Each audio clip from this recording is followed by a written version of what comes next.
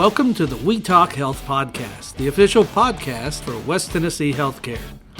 Please be advised that this podcast is not intended to replace any medical advice. Always follow your medical professional's advice and direction. Nothing said in this podcast is intended to supersede or supplement the direction of your medical caretakers. If you have any questions, please reach out to us at wetalkhealthpodcast@gmail.com, and we will do our best to answer any questions you may have. Welcome to another episode of We Talk Health. My name is Wkwasigroh, and today I'm here with the Butterflies Embrace team. We've done several podcasts throughout July with these guys and gals, all about Bereavement Month, which is the month of July.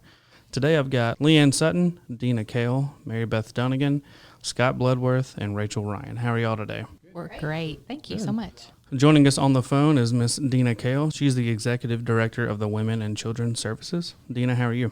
I'm great. Good. Thanks for being on. So, Deena, it's my understanding that you started this whole program. Is that correct? Yes, that's correct. So tell us, Deena, where your vision was in starting this and why you saw the need to bring a program like this to West Tennessee into our healthcare system.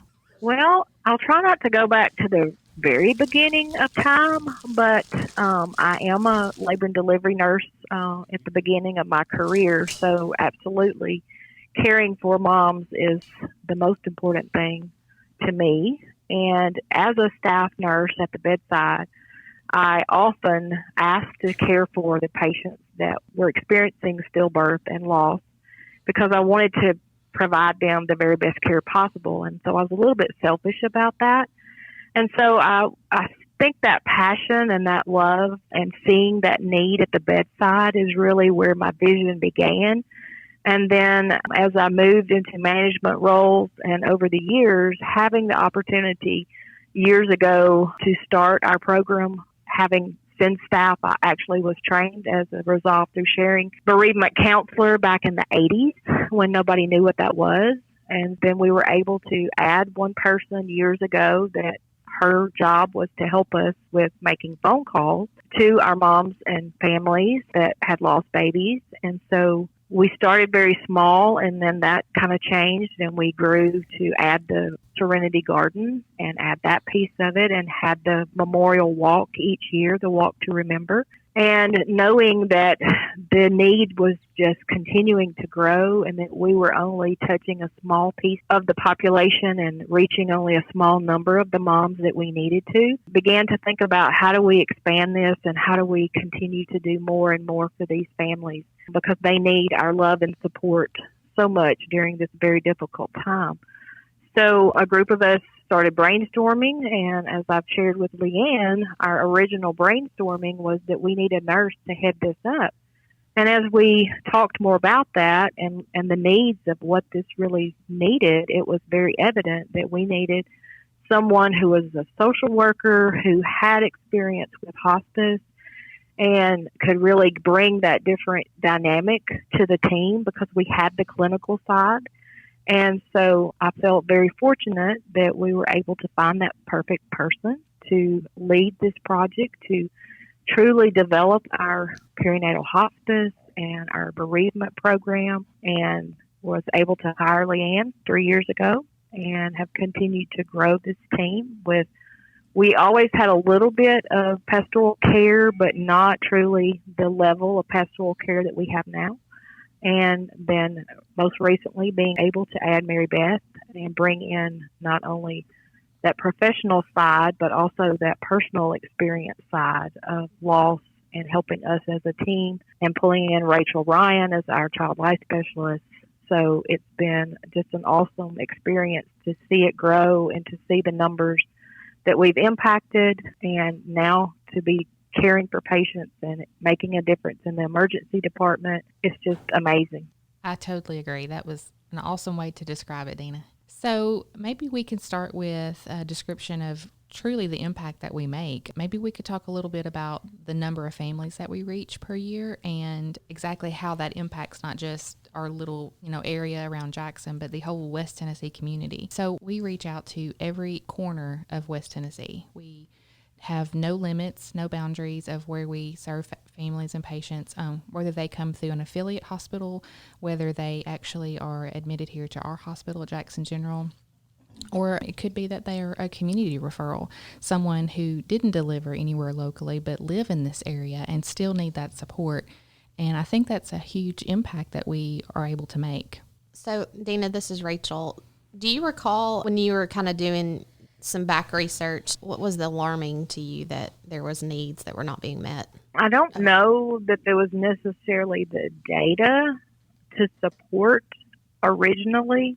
I think it was more of just the experience of the staff at the bedside, the input that we were hearing from them, most importantly, what we were hearing from our families.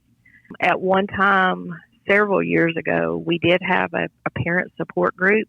And, you know, when you hear the stories, and I know that I worked with that support group, and I can tell you the very first name that's on the wall, the Serenity Garden wall, when that mom and dad said to me in that support group, I didn't know I had options. I didn't know I could have taken our baby home and buried them.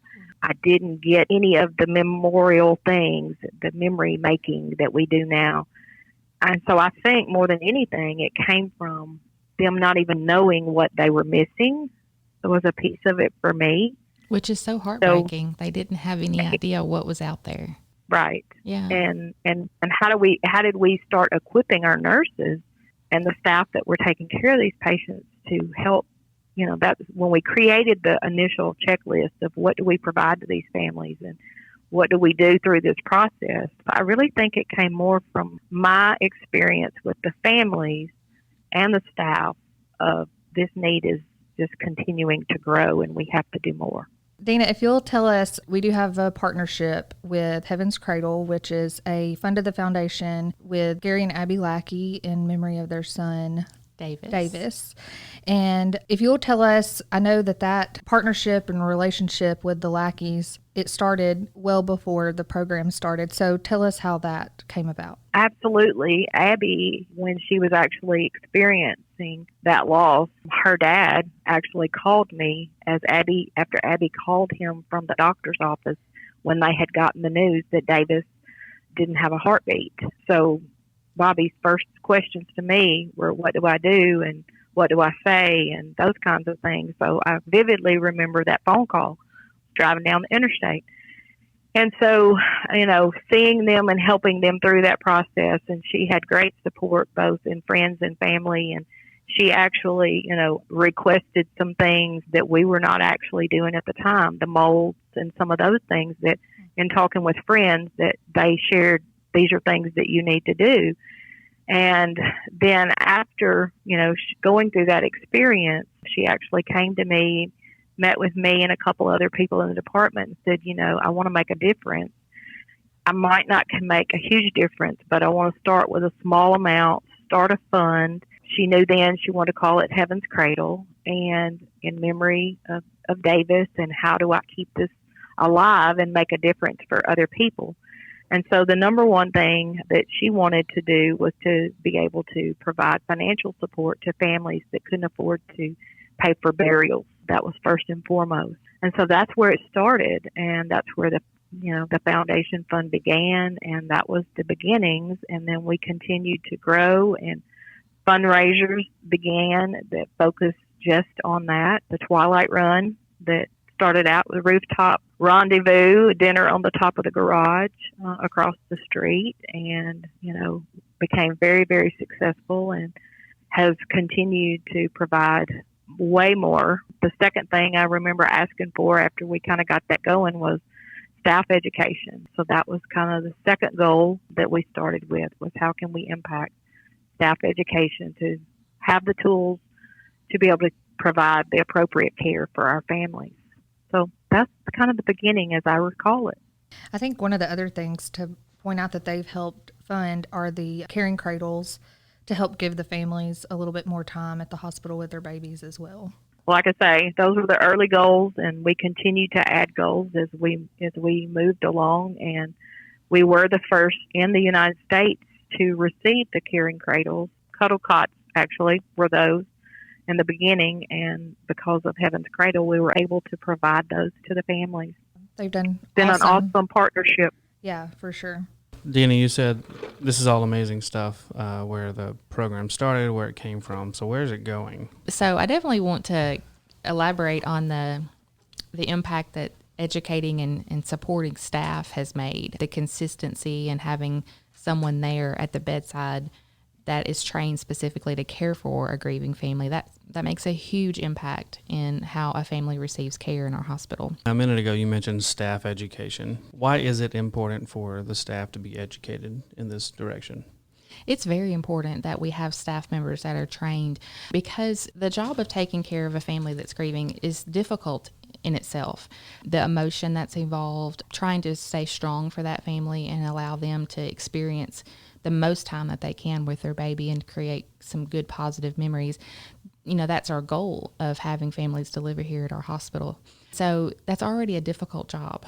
So we wanted to equip the nurses with some tools they could use, and also kind of a checklist that they would be then able to make sure that every family received the same standard of care. And that's really where our vision with implementing the staff certification started. We needed to streamline it and make it very easy for a staff member to do, but we also wanted to make sure that every family member, every family that came into our hospital received exactly the same thing, that no one received less or more, and then we would assess their needs to provide additional resources. And so we're extremely proud that with the number of classes we've been able to hold over the last 2.5, 3 years, that in our community we have over 200 members that have been specifically trained to take care of a grieving family. So a lot of those are nurses in our hospital, chaplains, child life specialty. So a lot of that is our staff members, but then we also have reached out to local community members that have been interested in our program. We also have reached out to local OB clinics and have certified staff members in their clinics, so that when a mom comes in, has that ultrasound or receives news at the OB clinic, they coordinate with us. They actually start their care in the clinic and then help that family to come to the hospital, start making decisions, and transfer that care to us as our team. And so that's a very, very vital part of why we do what we do. We want consistency, we want stability, and we want that same standard of care for everyone. We mentioned the importance of the staff education, kind of specifically towards the nurses on the floors, but what about the ED? I feel like that would be a big part of that as well. Yes, the emergency department has been amazing. It's a different culture in the emergency department, and the nurses there will tell you the biggest shift. It's a huge cultural shift, because when you compare a mom who's having a miscarriage to a major trauma patient that has arrived, that major trauma takes all hands on deck, and it makes it feel like it's very much less of a physical emergency with that mom who's experiencing a loss, but the emotional trauma and the emotional needs of that patient are just huge. And so I think it's been wonderful to see the shift of the nurses and the nurse practitioners, who are typically the PAs and nurse practitioners that are typically caring for those patients, how they have embraced this, and we have built such a bond with the staff down there. And I'll let Marybeth tell you a little more about the specifics of kind of key person that's made that happen and what we've been able to do in the partnership between our bereavement team and the ED. Yeah, so our key person down there in the ED is Addie Grisham, and she's done a great job with evolving that program down there and making sure that the management down in the ED is educating enough staff so that every shift and day is covered whenever a mom comes in who's had a miscarriage all the way to a SIDS death. Another person or two people come to mind when I think of people who have been vital down in the ED is Alicia Duck and Julie Lovelace, just helping us create simple things as documentation and then getting communication back from the staff nurses to our bereavement team whenever a woman has come into the ER to have a miscarriage, and how we can support that mom after she's left the hospital. So a lot of times the patients that do come into the ED, we don't necessarily see them. That's part of us educating the staff down there, is equipping them with the resources and education that they need to take care of those families. And then, they do let us know who that mama is and how we can support her in the future. And we will pick up the role there, going through that 13-month bereavement program that we talked about in the last podcast. But that is a big part. Do you have anything to add, LeighAnn?